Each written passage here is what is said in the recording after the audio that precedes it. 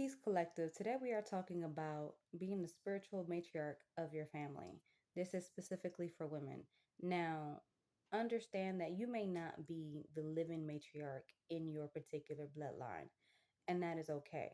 See, there's been a lot of people who've been called, right, to change the currents of their bloodline. And in doing so, you are starting new pathways. Being the spiritual matriarch of your family usually comes with a lot of standards that you're setting for yourself, standards that you feel are placed, imprinted on your heart by the divine. This is changing pathways, right? I don't want to make any confusion as far as like you being the physical matriarch, because this isn't necessarily applying to those that are the eldest in the family. This is applying to those who've seen the roads that their bloodline was going down, seen how it hasn't been serving them, and they chose to take a different route. They chose to change the currents, the tides of their family. Okay? And I want to sit here and say, this message is brought with Archangel Raphael. We're getting into the message. The first card that came out was Ace of Cups. I feel like this is speaking to overflow, right? You've realized the things that have needed to be replenished in your life. Allowed yourself to be hydrated by the divine. You've taken the time to work on your garden. This is speaking to hard wisdoms that were, hard gained. Wisdoms that were hard gained, insights that were, also hard gained through life experiences. And in this overflow, you don't want people to repeat the same mistakes that you've made. You're understanding that, with this Ace of Cups, it was time to pour into yourself. It was time to, achieve inner peace, inner balance, inner insight, and align with divinity, align with the creator, align with what was always meant for you, And in this, you've also realized the wisdoms of seasons, you know, of how everything is, it comes and goes, right? It cycles. Seasons allow us to grow through experiences, and through these experiences, we're allowed to show up for ourselves. And it shows us how we develop our character. So, understand that being the spiritual matriarch going through these seasons, you allowed your character to be built. You allow yourself to tap into your vulnerability. You allowed yourself to realize that you couldn't do it alone. That it wasn't just you, it was you, the divine, the creator, your spiritual team, all your guardians. This is a journey that when we're doing it right, we're not doing it alone. We realize the assistance. And for the Ace of Cup, into like, this hand to be sticking out, it speaks to overflow. It speaks to wisdom and insights from the divine pouring into our cup, in our journey, even at moments where we felt like there was a drought or there was nothing for us to hold on to. The divine was there supporting us, giving us something to hold on to, giving us something to believe in. The divine really plays a beautiful part. And in all of this, it allowed the, Two of Cups. Two of Cups speaks like an infinity, right? It speaks to, a balance within.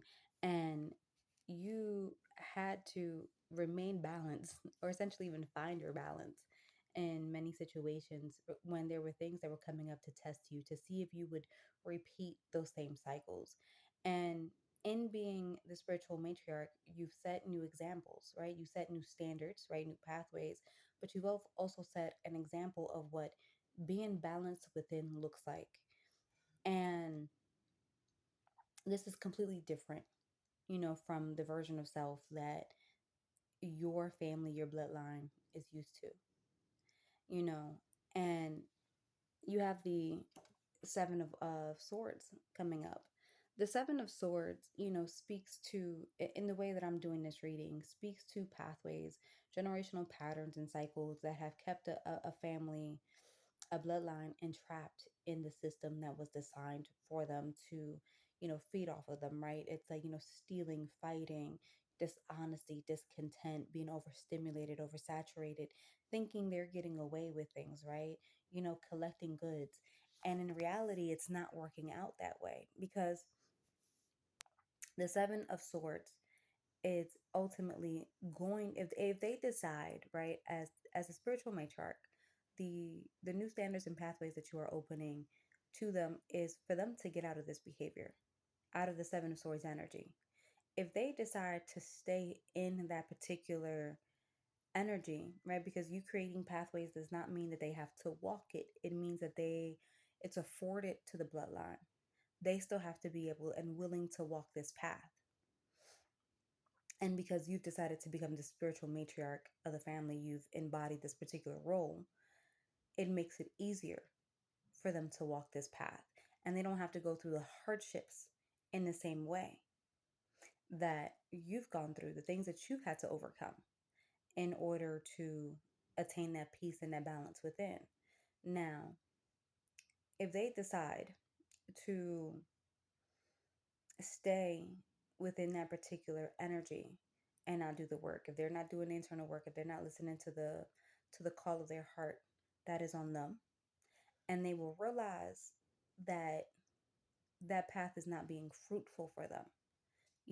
Following those old patterns, those cycles, it's not going to bear fruit in their lives, right? um, Whether it's being over sexualized, whether it's addiction, whether it's alcoholic, whether it's allowing themselves to be in a desensitized state, overstimulated, oversaturated, taking shortcuts, right, to what they desire. None of this is going to work out for them, and they're going to be realizing that, because we also have the Two of Wands, which speaks to what's being afforded to them, right? Looking at the lack and looking at the abundance that's afforded to them. To me, this is letting me know that those in your bloodline and those that you guys are around are going to be in a particular crossroads, right? And for someone to be in a crossroads, I actually think is a really beautiful place to be, because it's actively asking them, what decisions are you making for your life? If now they're realizing, those in your bloodline, that, the thievery, the shortcuts, right, the dishonesty, ultimately flowing in escapist behaviors or coping mechanisms that aren't helpful, right? That they're just trying to run away from their experiences instead of allowing their experiences to teach them and to ultimately grow them, their consciousness. They're going to realize that going down that path isn't going to bear any fruit. And so being at this crossroads, and I do feel like, because of the work that you're doing, them being at this crossroads is going to allow them to show up for themselves more than not, right? The descendants, those that you are creating these past pathways for. And they're going to realize that one route, it's essentially, it's going to be concrete, it's going to be like a desert, it's not going to give anything, but then on the other side, it's going to be an oasis, it's going to be this beautiful garden, it's going to be this beautiful waterfall, and forestry and trees and fruits and all these beautiful pickings, right, that they can have, right, that speaks to abundance, because they're choosing to show up for themselves. And I think if most people, if they're ultimately looking at what's afforded to them, and it's not as simple as it sounds, okay, whether it's lack or abundance, if they have a clear mind, they're going to be able to choose abundance, right? Because who would ever want to operate from a standpoint of lack? um and again, they're wounding, they're still going to have to do the work, they're still going to have to tap into that heart energy. But if they tap into that heart energy, and this is who I'm speaking to, we have the Four of Wands. This is speaking to a repose, this is speaking to kind of like, we have the root to crown, right? Root to crown. And in this root to crown energy, they're going to be able to now sit here and say, you know what, I can take charge of my root chakra experience. I can finally experience peace. I can finally, experience what abundance looks like, repose, relaxation, being able to live a life that, one, is authentic. They're still gonna have to do their work, because we all have to do the work, right? But that work is ultimately aligned with the calling of our heart. And they'll be able to sit here and say, you know what, I'm not charting, a brand new pathway. It's already been walked, right? And even though the path may be a little bit different for them, and how you align with God, the pathway that has been shown and has been established by the spiritual matriarch allows them to go back and see your walk, allows them to take, insights from, how you walked your path. And of course, you want the descendants to do better than you. You want the descendants to, make that walk a lot better, a lot easier. You want them to, you know, I don't want to sit here and say find shortcuts, right? Because you want them to do it in truth, something that is going to last. But you want them to take it further than you, right? You are the foundation that's being laid right now. And in being the foundation that's being laid, when people, especially those in your bloodline, right? But just anyone, right? See your story and your journey, they're going to realize like you came from abundance, you came from a kingdom, and then you went into a drought, right? You went into something that was miserable within this existence, and you were able to find your way back home. You were able to essentially create, your peace, your heaven on earth. And this is the next card that came out is the world, and it speaks to exactly that, creating your heaven on earth, creating your peace, your abundance, you know, m- creating your co-creating your reality with the divine. Because as much as we like to think that we're creating our reality, it's co-creation with the creator. We don't have the final say in how any of this is going to play out for us. We can put our suggestions, in the suggestion box. Um, but our mind is too small to comprehend the purpose of all of this as to why our journey had to go in the way that it did. And then you have the lovers at the end. I feel like this is also speaking to making better decisions in romance as well too, for the bloodline. Because when we understand and when we come to a certain level of self-respect, self-worth, insights, these wisdoms, we understand who we want in our garden, right? We understand who we want to create with, who we want to co-create life with, right? And so the descendants ultimately will follow, because as they're honoring the love for themselves, they're going to follow true, genuine love, right? That, is being presented and is going to be entering their energetic field. This is going to be creating bloodlines. See, this being the spiritual matriarch of the family is something that's difficult, but it's so beautiful at the same time, right? And I'm gonna get into at the end where all of this was inspired from, which is absolutely beautiful. But in this, it will allow these descendants to choose mates that are also on a higher vibrational level, okay? Where they are also pouring into their garden, pouring into their life with God. And this is where the changes start to come in.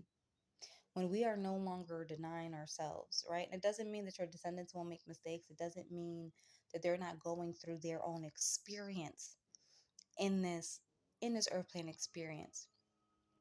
And they'll realize in those decisions that they make, right? Just because they make decisions doesn't mean that they're stuck there. Oh, guess what? Auntie Mama Rain, Auntie Vic. All right, that's my maiden name, and well, I say maiden name, my birth name, and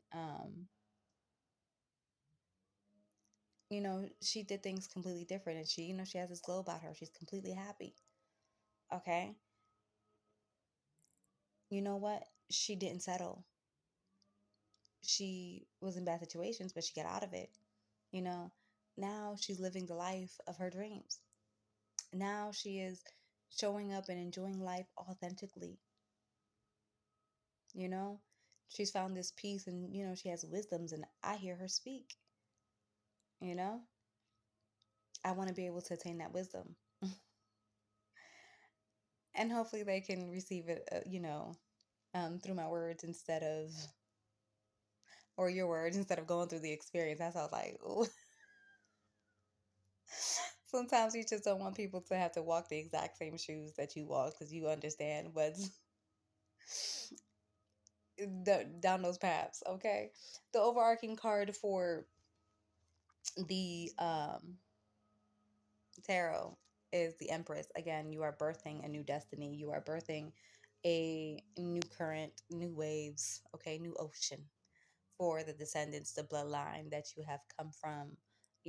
This is, people flowing in their creativity, them honoring themselves, them honoring the creative gifts that were given to them by the divine, by the creator, the all that is all. And I was told to pull some Rainwater Readings Oracle deck. The first cards is Soul's Purpose.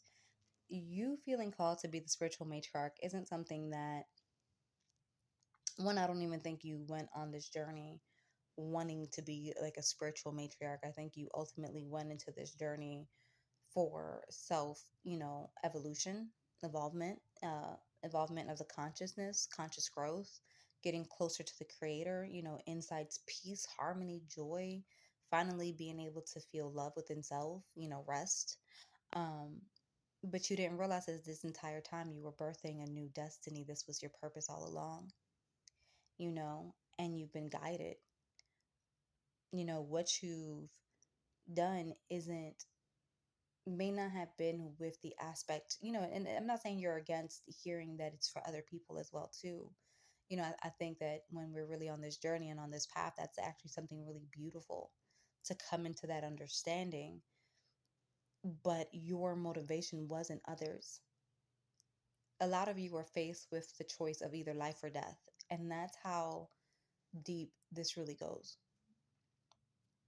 And you chose life, and in this you've realized the responsibility.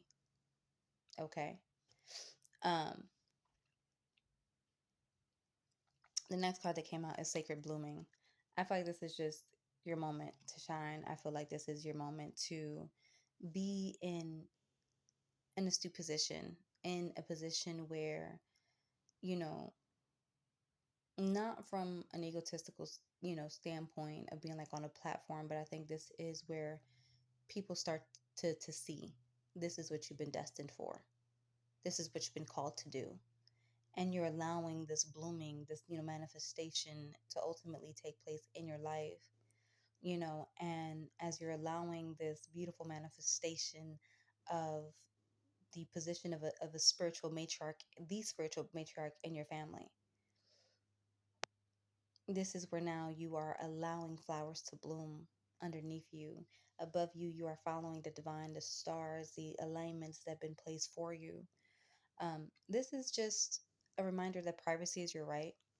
I do feel like you're a person that can be, even if you're extroverted, you're introverted as well, right? Mostly introverted. You like your privacy. Where you are stepping into, you don't need to share everything with everyone. Um, you are entitled to keep your thoughts to yourself. You are entitled to honor your journey within, because this journey is, to me, is never ending. We are constantly evolving, we are constantly growing, and as a spiritual matriarch, there's going to be people who are drawn to you. And there's going to be times where you need your rest, where you need your silence. Honor that. Okay. Your thoughts, make sure that they be for it to be green. It speaks to heart alignment. Okay. Um, keep your thoughts in heart alignment. And I feel like they will, you know, um, I think that there's going to be a lot of things that you're dealing with, because for her to be sitting on a tree where, a tree stump, you know, I think that there's going to be aspects of you that realize how much you've had to lose in this journey, how much you've been refined, how, if there were others, who were spiritual matriarchs in your family, or that should have been the spiritual matriarchs in your family, that could have nourished the roots and you wouldn't have had to rebuild. And I think that there's still, even though there's this sacred blooming, there's still those aspects of you that will never forget those imprints of what you tried to establish, even if you didn't know what you were trying to establish, because you weren't nurtured properly. You didn't have the proper guidance, right? When you were, growing up, you don't want others to suffer as deeply as you did. And this is why these moments of sacred thoughts, you know, I feel like you'll put it in works, you'll express it in certain kind of ways, but this is your motivation for your journey in the first place. It's everything that you lost, is understanding that the roots that were planted would not bear fruit. And you may not have to, go to someone and tell them this, right? This is like, let's say, like mother wounds or things like that. Privacy is your right. Flow with it, and understanding that as you are in this stage, there's going to be deep healings to different aspects of self, wounded self that didn't think life could get better. And again, this is the sacred blooming and becoming this spiritual matriarch. Um, and I feel like the next card is just kind of watch where your mind goes. You are worthy of this. Regardless of what you've gone through in the past, you are worthy of what's unfolding for you. Keep redirecting your mind, right? And because this can be a big, I don't want to say burden, okay? Because I don't feel like being a spiritual matriarch is a burden, it's a blessing, but it is a calling that we need to handle with care. It is a calling that we need to ultimately honor and understand that this impacts so many more than just us. And the overarching call is call is maintain your frequency. And this maintain your frequencies, you've done a lot of work, and regardless of whatever tries to come up to make you feel like you're not worthy, you are. You are more than worthy. You've proven it to yourself. You've proven it to the divine, and you've proven it to wounded aspects of self. Now, where I got this beautiful message from was watching The Elephant Queen on Apple TV. Okay. And there was Athena, okay, which they haven't seen her, wherever she may be, bless her heart and soul. Athena was the oldest matriarch in her family. She had these big, giant tusks, and they were in their kingdom, okay? And being in their kingdom where, like the elephants had their water hole, they could feed, they had their neighbors, everything was really cute. The drought season was coming. And this is when I talked about kind of like, seasons to it all. She knew because she learned from her mother. Okay, there was a spiritual matriarch before her. Some of y'all did not get the guidance from your mothers like Athena did. Props to Athena's mother. And she knew that she had to leave the kingdom in order to go to the water hole. Or excuse me, like the water, basically their paradise, where they'll be able to, have water, drink and things like that. And they would never have to worry about the water running out in the dry season. But there was this baby, elephant that was born, and her mother had stopped producing milk. So she didn't have the strength. She wasn't, as strong as a normal elephant would be. And Athena waited as much as she could, but she could not risk the rest of her herd to save this elephant's life. And so when she knew she waited too long, well, like when she knew there was like no more, basically on the journey, there would be no more water holes. She was like, okay, you know, they went and they followed her, and that baby did not make the journey.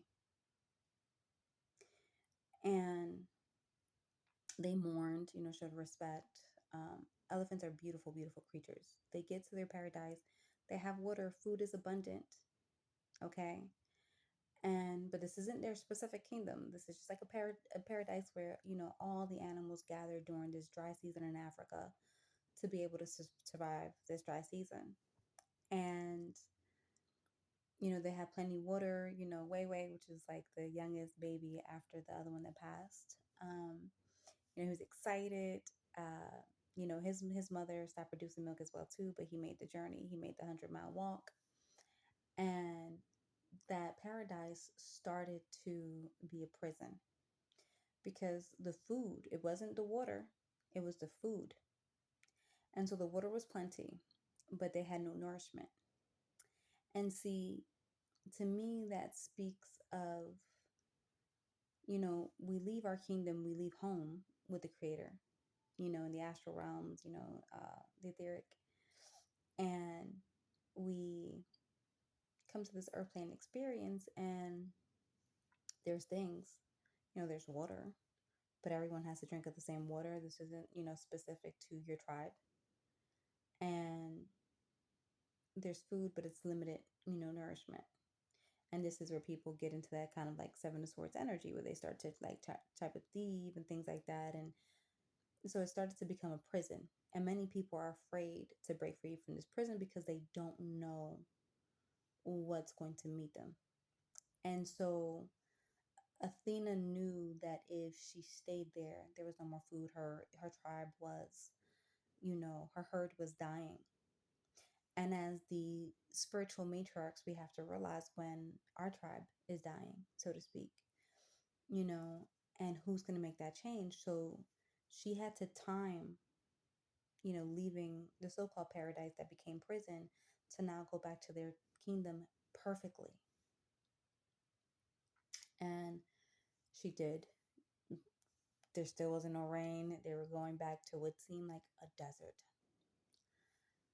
Because the dry season, I mean, even animals dug deep, deep into the ground. So, be covered like in mud, to, excuse me, basically hibernate. And so when she's going back, they're almost there, and it pours down raining. It pours down raining where now the luscious land, okay, starts to come back to life instead of like the thorns that they were trying to survive off of. And in that, there was another, in the paradise hole, there was the king, okay. Athena was the elephant queen, he was the elephant king, amazing tusk. He was looking to mate, okay. But there was, he was looking to mate, all right, regardless. um, there was this one that was pregnant. And on the journey back, she gave birth to what seemed to a baby in a drought. But see, that baby was born on the cusp of the drought and the dry, and excuse me, cancel that. The cusp of the dry season going into the rain season. Okay. And it was actually a luck of fortune. So to me, that's speaking to a lot of the souls that have been born in the drought, right? Who did not have the proper spiritual matriarch, probably didn't make it to their fullest potential. But because you decided to become the spiritual matriarch and just operate, in authenticity from divinity, but also just from the goodness of your heart in alignment with the creator. Regardless of what it seems like, if there's a child being born in that drought, that child will experience abundance. It will experience ample food. Okay, it will experience their water hole being filled. Not only that, at the end of that film, okay, because I love me some documentaries, and messages come in all forms, shapes, and sizes. There,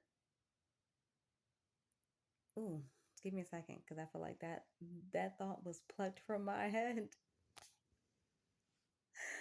Spirit was like, nope, no. Yes, even though they are born in that drought season, they're walking into what you've crafted. Now there's pathways that are open up to them because of the work that you've done. And so even though that first baby girl did not make it, the baby elephant, she didn't have the right skill sets. And I don't want to sit here and say that it's too late for anyone, because I don't believe that. As long, Spirit says, as long as there's life, there's hope. And I truly do believe that with all my heart and soul. But it is a lot easier for those new souls that are coming in to traverse, um, the paths that have been available to them. Again, comes to a crossroads. Do you want to be in a drought, or do you want to be, in the rain season where there's ample food, where there's ample forestry, when there's, ample neighbors and those that are ultimately feeding off the goodness that is truth to them. And at the end of the film, there was like a gathering of a lot more families. It's like 1,000 of them around Athena's kingdom than has ever been seen before in decades. See, one thing about Athena was that she could sense the rain, she can sense the nourishment. As the spiritual matriarch, you can sense the rain, you can sense the nourishment, and you can sit here and say, I know I have to go through this drought, this path that seems treacherous. I have to go through it. I know that this is the time to leave. I know that this is the time to listen to the imprints, that have been put on my heart. I can't explain it. And people may think that you are crazy for following your path, but understand that your path has been given to you for a reason. You are not crazy. You are following the call of the divine. You are following the instructions of the creator. And in following the instructions of the creator, you're bringing your people to true kingdom, to true wealth, to true abundance, to a sanctuary where now their souls can rest, replenish, and regather. And now that they have the wisdoms, you are showing them the wisdoms of how to even transverse any dry seasons that may try to come up in their, in their end. And if these dry seasons try to come up, because they always try to, the thing is that they'll have the skill sets on how to navigate and walk through that dry season in order to come back home to their kingdom. See, because we all have our own home and our own kingdom within. They're not meant to live off of your kingdom, they're meant to build their own. You're just showing them the journey and the way back home. And then you could be neighbors as they build their own tribes. So, y'all, thank you for this beautiful message. Being the spiritual matriarch of your family. It is beautiful and it's a journey, but it's a journey worth taking. Take care from me in spirit.